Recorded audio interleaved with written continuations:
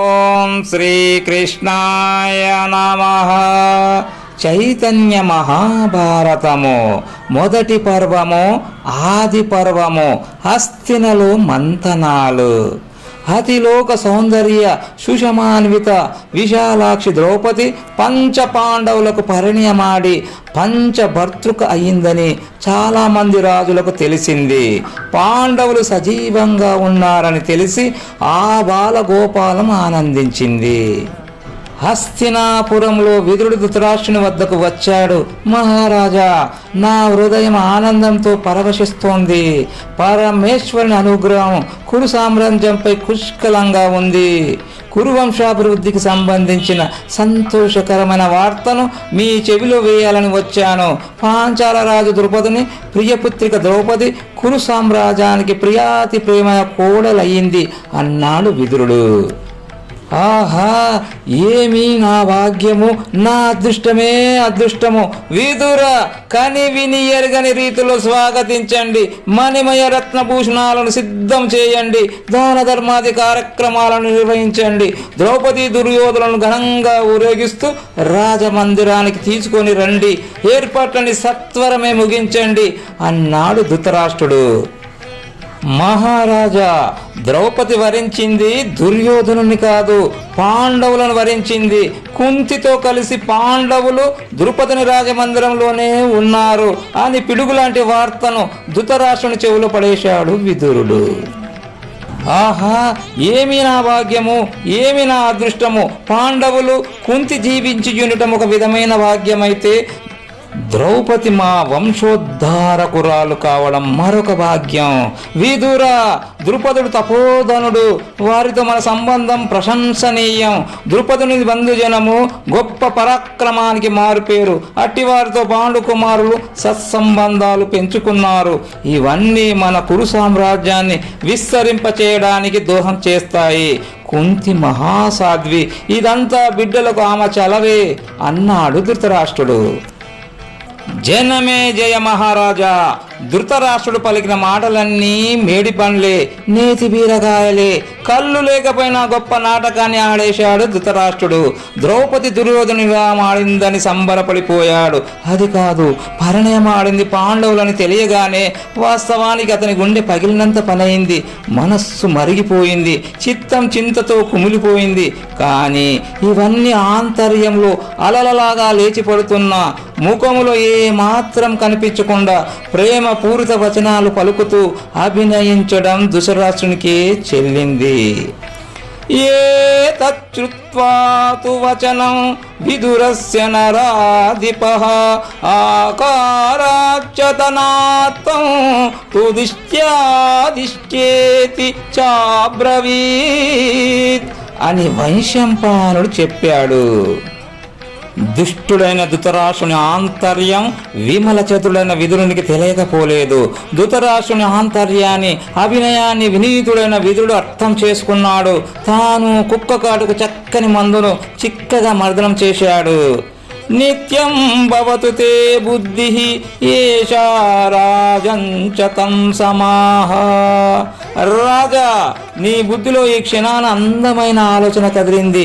ఈ సంకల్పం నిత్యమై 100 సంవత్సరాలు ఉండుగాక అని సెలవు పుచ్చుకొని వెళ్ళాడు విదురుడు. విదురుడు వెళ్ళగానే ధృతరాష్ట్రుడు మరీ కృంగిపోయాడు. నా తప్పిదాన్ని కప్పిపుచ్చుకోవాలని నేను శృతి మించి నటించినట్లున్నాను. విపరీతంగా కుంతిని పాండవులను ఆశీర్వదించాను. విదురుడు దోషరహితుడు. నా మాటలకు ఆమోదముద్ర వేసినట్లు ప్రసంగించి వెళ్ళాడు. ఇదే జరిగితే నా బిడ్డలు ఏమి కావాలి అని ఆలోచిస్తూ ఉండగానే నీ బిడ్డలు ఏం కావాలో చెప్పు అంటూ కర్ణుని వెంట పెట్టుకొని దుర్యోధనుడు ధృతరాష్ట్రుని వద్దకు వచ్చాడు. మహారాజా, మీ మనసులో ఉన్నదేమిటో దాచుకోకుండా బయట పెట్టండి. విదురునితో మీరు మాట్లాడినంతా మేము విన్నాము, కానీ అర్థం చేసుకోలేకపోతున్నాము. మీరు మా అభివృద్ధి కన్నా శత్రువులైన పాండవుల ప్రగతినే కోరుకుంటున్నారని అర్థమవుతూ ఉంది. పాండవ నాశమే కర్తవ్యంగా మేము భావిస్తున్నాము. మీ ఆలోచనలు అందుకు భిన్నంగా ఉన్నట్లున్నాయి అని ధృతరాష్ట్రుని నిలదీశారు కర్ణ దుర్యోధనులు. చూడండి నాయన, ఇప్పుడే కాదు మరొకప్పుడైనా ఎప్పుడైనా విదురుని ముందు నేను అలాగే మాట్లాడుతాను. అతడు నన్ను అనుమానించకుండా జాగ్రత్త పడటం కూడా మన ఎత్తుగడలో ఒక భాగమే. నా మాటలు అలాగే ఉండాలి. నా మనసు మీతోనే ఉంటుంది. మీరు చెప్పిందే చేస్తుంది. చెప్పండి, మీ నిర్ణయం ఏమిటో చెప్పండి అన్నాడు ధృతరాష్ట్రుడు. దుర్యోధన వాచ, నాన్న, నా అభిప్రాయం చెబుతాను వినండి. మనం మనకు ఆప్తులైన బ్రాహ్మణుల చేత కొన్ని పనులు సాధించాలి. అది కూడా సందేహాస్పదం కాకుండా వ్యూహాత్మకంగా ఉండాలి. కుంతీపుత్రులకు మాద్రీపుత్రులకు మధ్య విద్వేషం రెచ్చగొట్టాలి. మాద్రి మరణానికి కుంతియే కారణమని వారికి నూరిపోయాలి. తల్లి లేని బిడ్డలుగా నకుల సహదేవులు మిగిలిపోవటానికి కుంతియే ప్రబలమైన పాత్ర పోషించిందని నమ్మించాలి. వారు విడిపోవాలి. పాండవులను మనం విడగొట్టాలి. ద్రుపదుని ఎలాగైనా ధన ప్రలోభానికి గురి చేయాలి. అతన్ని ఐశ్వర్యంతో లోబర్చుకొని ద్రుపదుడు వారిని పాంచాల దేశం నుండి వెళ్ళగొట్టేలా చేయాలి. ద్రుపదుడు పొండి అంటాడు, మనం రాకండి అంటాం. ఒకవేళ ద్రుపదుడు అందుకు సమ్మతించకపోతే పాంచాల దేశంలోనే పాండవులు ఉండేలాగా కట్టడి చేయాలి. హస్తినాపురంలో ఉండటం క్షేమకరం కాదని ద్రుపదుని చేత చెప్పించాలి. అంతఃపుర స్త్రీలలో కుటిల నీతిని ప్రయోగించగల స్త్రీలను ఉపయోగించి ద్రౌపదికి భర్తల మీద ప్రేమ క్షీణించేలా చేయాలి. ఒకరా, ఇద్దరా, 5 భర్తలు, ఇదేమీ కష్టమైన కార్యం కాదు. ఇకపోతే ఎలాగైనా భీముని వధించేయాలి. వాణ్ణి చూసుకునే పాండవులు ఆడుతున్నారు. వాడి మరణంతో పాండవుల ఆట కట్టు. భీముడు పోయాడా, ఆ తర్వాత కర్ణుడి చేతిలో అర్జునుడు రాలిపోవడానికి పెద్ద సమయం పట్టదు. ఇవేవి సాధ్యపడేవి కావని మీకు అనిపిస్తే వారిని పిలిపించి మన దగ్గరే ఉంచుకొని సందు చూసి సమయం చూసి మాయం చేయటమే. వీటిలో ఏది తక్కువ దోషంతో ఉందో, సులభంగా సాధించదగిందో, మనకు అత్యంత ఉపయుక్తమైనదో దానిని మీరే నిర్ణయించి చెప్పండి. ఏది ఏమైనా కాలం మాత్రం దుర్వినియోగం కాకూడదు అని తన పంచసూత్ర కుతంత్రాన్ని వినిపించాడు దుర్యోధనుడు. కర్ణ ఉవాచ, దుర్యోధన, నీవు చెప్పినవి ఏవి ఆచరణయోగ్యంగా లేవు, ఫలదాయకం కావు. నాకు తోచింది చెప్తాను, ఆలోచించండి అని కర్ణుడు తన మూటను విప్పాడు. చూడు దుర్యోధన, ఇలాంటి ఉపాయాలు అపాయాలు పాండవుల విషయంలో బాల్యం నుండి చేస్తూనే ఉన్నావు. సాధించింది ఏమైనా ఉందా? అప్పుడే మట్టు పెట్టలేకపోయావు. ఇప్పుడు అలాంటి ఆలోచన చుట్టే తిరిగి ఏమి సాధించాలని. వారి బలం పెరిగినా, ధనం పెరిగినా, జనం పెరిగినా, ఖ్యాతి పెరిగినా నీ ఆలోచనల్ని నీవు మార్చుకోవటం లేదు. వారిలో వారికి భేదం కల్పించాలి అంటావు. ద్రౌపదికి వారి మీద అనురాగం క్షీణించేలా చూడాలి అంటావు. ఇది ఆచరణ యోగ్యమేనా? ఆలోచించు. అన్నదమ్ములు 5 ఒకే స్త్రీ యందు అనురాగాన్ని కలిగి ఉన్నారంటే అలాంటి వారిని వేరు చేయడం శని వల్ల కూడా కాదు. చూడు దుర్యోధన, ఆమె వాళ్ళను వరించింది ఎప్పుడు? వాళ్ళు భిక్షాటన చేసేటప్పుడు. ఇప్పుడు వారు అష్టైశ్వర్యాలతో భోగాలు అనుభవిస్తున్నారు. ఇప్పుడు ఆమె అనురాగం ఎలా క్షీణిస్తుంది? ద్రుపదుడు మంచివాడు, ఉత్తమ గుణాలతో శోభించేవాడు. అతడు ధన ప్రలోభానికి లొంగుతాడా? పైగా ద్రౌపది ఎవరో కాదు, ఆయన కుమార్తె బ్రతుకును కాలరాచి కలిమిని వరిస్తాడా? పైగా ధనాన్ని ఆశించటానికి తాను ధనహీనుడా, దరిద్రుడా? ధనానికి అతడు దారి తప్పిన దాఖలాలు గతంలో నీ దగ్గర ఏమైనా ఉన్నాయా? చూడు, ఇవన్నీ అర్ధరహితమైన ఆలోచనలు. నాకు తెలిసి ఈ సమస్యకు ఒకే పరిష్కారం ఉంది. అది నీకు కూడా నచ్చుతుందని, రాజు కూడా మెచ్చుతాడని నేను అనుకుంటున్నాను. ఇది నా వ్యక్తిగతమైన అభిప్రాయము. ఈ సమయంలో పాండవులకు అనుకూలించేది కాలం. కాల వినియోగంలో వారు ఏదైనా సాధించవచ్చు. మనకు ప్రతికూలించేది చెప్పనా? కాలహరణం. ఏదైనా ఇక కాలం మీదనే ఉంది. కాలాన్ని ఖర్చు చేసి మనం ఏదీ సాధించలేము. ద్రుపదుడు పాండవుల సహాయంతో పాంచాల రాజ్యాన్ని విస్తరించక ముందే మనం వారిని జయించాలి. పాండవులకు మిత్రులు పెరగక ముందే వారిని వధించాలి. శ్రీకృష్ణుడు యాదవ సేనతో కలిసి పాండవులతో చేతులు కలిపేలోగా వారిపై మనం ప్రతీకారం తీర్చుకోవాలి. చూడు మిత్రమా, మీది భరత వంశము. భరతుడు పరాక్రమంతోనే మీ వంశాన్ని వృద్ధి చేశాడు. దేవేంద్రుడు సురరాజు ఎలా అయ్యాడు? శక్తి సామర్థ్యాలను పెట్టుబడి పెట్టే. క్షత్రియులకు బల ప్రదర్శనమే బలాన్నిస్తుంది. మనమందరం ఏకమై పాండవుల మీదకి దండెత్తాలి. ద్రుపదుని జయించాలి. పాండవులను బంధించి తెచ్చి కారాగృహంలో కట్టిపడేయాలి. ఇదొక్కటే వీర మార్గం, శూర మార్గం. నాకు తెలిసింది ఇదొక్కటే అన్నాడు కర్ణుడు. కర్ణుని మాటలు ధృతరాష్ట్రునికి కర్ణపేయంగా వినిపించాయి. బాగు కర్ణ, చక్కని మార్గాన్ని నిర్దేశించావు. నీవు యుద్ధ వీరుడివే కాదు, బుద్ధిశాలివి కూడా. కానీ మీరిద్దరు ఒక్క పని చేయండి. భీష్మ ద్రోణ విదురులతో కలిసి ఒక ప్రణాళిక సిద్ధం చేయండి. నా మనసు మీతోనే ఉంటుంది అని నేను ప్రత్యేకంగా చెప్పాలా అన్నాడు ధృతరాష్ట్రుడు. సమాలోచనలు ప్రారంభమయ్యాయి. ధృతరాష్ట్రుని వద్దే జరిగాయి.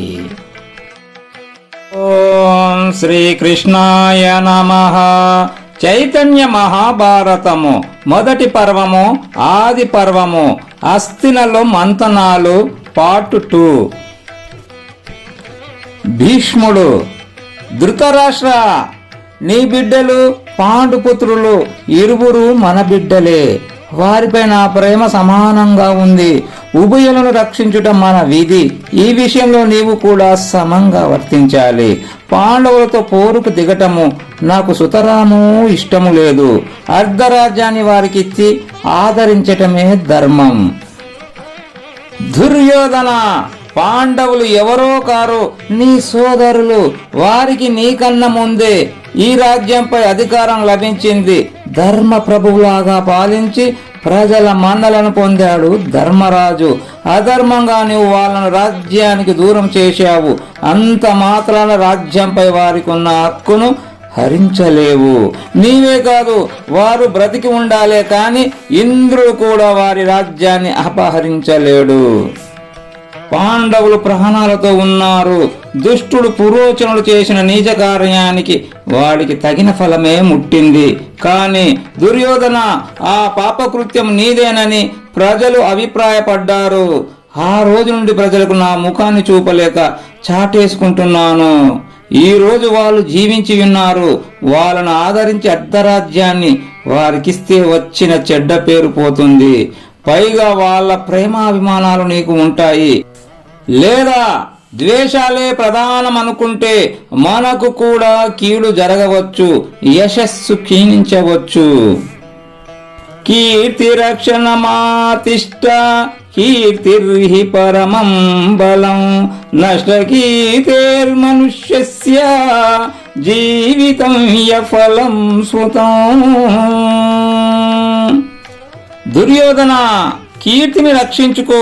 అన్నిటికన్నా బలమైనది కీర్తియే. కీర్తి నశించిన వాని జీవితము నిష్ఫలమే. నా మాట విను. ధర్మ మార్గంలో చరించి మాకు ఆనందాన్ని కలిగించు. నీవు కూడా శ్రేయస్సును పొంది సంతోషించు అన్నాడు భీష్ముడు. ద్రోణుడు: రాజా, భీష్ముడు వారి అభిప్రాయము సర్వులకు సర్వకాలాలకు శ్రేయస్సును ప్రసాదించేలాగా ఉంది. ఆయన అభిప్రాయమే నా అభిప్రాయము. ముఖ్యంగా పాండవుల మనసులలో మనం నిలవాలి. మన ప్రేమలతో తమకు జరిగిన అన్యాయాన్ని, ప్రమాదాన్ని వారు మరచిపోయేలా మనం వర్తించాలి. ప్రియ భాషణం చేయగలిగే వారిని మనం పంపాలి. విశేషంగా రత్నమాణిక్యాది కానుకలిచ్చి పంపాలి. దుశ్శాసన వికర్మలు కూడా వెళ్తే మంచిది. వారి మనసు సమరసం కావాలి. ఎలాగైనా వారిని హస్తినాపురం తీసుకొని రావాలి. ప్రజలు హర్షించేలాగా అర్ధరాజ్యాన్ని వారికిచ్చి ఆదరించాలి. పాండవులు మనవారై ఉంటారు. ప్రజలు మనకు దూరం కాకుండా ఉంటారు. ప్రజల మనస్సుల నుండి జారిపోవటం ప్రభువులకు ప్రమాదకరం అన్నాడు ద్రోణుడు. జనమేజయ, భీష్మ ద్రోణుల సలహాలు సముచితంగాను ధర్మయుతంగాను ఉన్నాయి. ధృతరాష్ట్రుడు వారి వైపు మొగ్గు చూపుతాడేమోనని భావించి అతని మనసును కలుషితం చేసేందుకు పూర్వపక్షం సాగించాడు కర్ణుడు అని వైశంపాయనుడు చెప్పుకొని పోతున్నాడు. కర్ణుడు: మహారాజా, మీ ప్రేమలకు ప్రతిఫలం ఎందుకు దక్కడం లేదో నాకు అర్థం కావడం లేదు. భీష్మ ద్రోణుల్ని మీరెంతో గౌరవిస్తారు, వారికి సముచిత స్థానాలు కేటాయించారు. అయినా మీ శ్రేష్ఠును వారు కాంక్షిస్తున్నట్లు నాకు గోచరించడం లేదు. వారి వల్ల మీకు మేలు జరుగుతుందని నేను భ్రమించటం లేదు. అర్ధరహితమైన ఆలోచనలతో పరిస్థితులను దారుణంగా మార్చుకుంటే ఆ తర్వాత శ్రేయోభిలాషులు కూడా ఏమీ చేయలేరు. దేనికైనా అదృష్టమే ముఖ్యం. దైవాజ్ఞతో కర్మఫలం అందుతుంది. ఈ రాజ్యం మీది అని భగవంతుడు నిర్ణయించి ఉంటే దానిని ఎవరు తీసుకోగలరు? ఎవరి అభిప్రాయాలు వారు చెప్పారు. మీకు ఏది ఉచితమో ఏది అనుచితమో మీరే ఆలోచించి నిర్ణయించండి అన్నాడు కర్ణుడు. ద్రోణుడు, కర్ణ, నీ దుష్టబుద్ధిని బయట పెట్టావు. శ్రేష్ఠును కాక్షించి నేను చెప్పాను. పాండవులపై నీకున్న ద్వేషాన్ని వ్యక్తం చేస్తూ నీవు వాగుతున్నావు. మేము సూచించిన దానికి భిన్నంగా నడిస్తే మాత్రం కౌరవ రాజ్యానికి వినాశం తప్పదు అని సూటిగా చెప్పాడు ద్రోణాచార్యుడు. విదురుడు, మహారాజా, నీ హితం కోరేవారే నీకు నిజమైన బంధువులు. కాని వారు హితాన్ని వాచించి హితోపదేశం చేసినా నీవు ఆచరించడం మానేస్తే ప్రయోజనం ఉండదు. ఎందుకనో మంచి హితాన్ని నువ్వు త్వరగా జీర్ణించుకోలేవు. వర్షం కురిసిన పల్లపు ప్రాంతంలోనే నీళ్లు నిలుస్తాయి. బుధజనులు బోధించిన బుద్ధిమంతుల మనస్సులలోనే జ్ఞానం నిలుస్తుంది.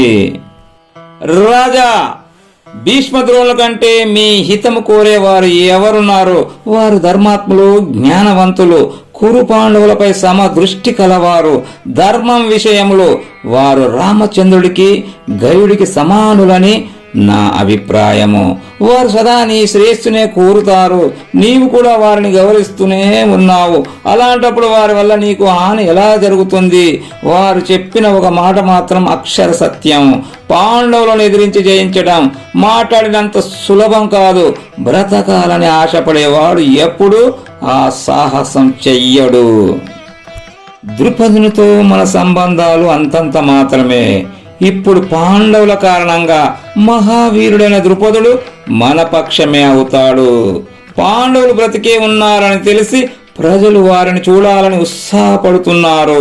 ప్రజల హృదయాలలో స్థానం నిలుపుకోవడానికి ఇదొక చక్కని అవకాశము. పాండవులు ఎదిరించాలనే ఆలోచన ప్రమాదకరం. ద్రుపద దుష్టద్యుమ్నుల సహకారం వారికి ఉంది. గొప్పదైన యదువంశ సైన్యం యొక్క పరాక్రమం మనకు తెలియనిది కాదు. బలరాముడికి పాండవులపై అపారమైన ప్రేమ ఉంది. ఇక కృష్ణుడు సరే మహారాజా, కృష్ణుడు ఎక్కడుంటే విజయం అక్కడే ఉంటుంది. యతః కృష్ణాస్తతో జయః. రాజా, చివరగా నా మాట, ఈ దుర్యోధన, శకుని, కర్ణులు దుష్టబుద్ధి కలవారు, ధర్మం గిట్టని వారు. వీరి మాటలకు విలువిచ్చి ఆపదలను ఆహ్వానించకండి అన్నాడు విదురుడు. ధృతరాష్ట్రుడు, విదురా, భీష్ముడు ప్రజ్ఞావంతుడు, ద్రోణుడు మహర్షి, వారివి హితవచనాలు, నీవి కూడా సత్యవచనాలే. నాకు పాండవులు కౌరవులు సమానమే. ఇక ఆలోచనలు అనవసరం. నీవు వెళ్ళి పాండవులను హస్తినాపురానికి తీసుకునిరా అన్నాడు. జనమేజయ రాజాజ్ఞను పొంది వస్త్రాభరణాలు కానుకగా తీసుకొని పాంచాల రాజ్యానికి వీరుడు పయనమయ్యాడు. వెళ్లే ముందు పెద్దలందరికీ నమస్కరించి ఆశీస్సులను పొందాడు అని వైశంపాయనుడు చెప్పాడు.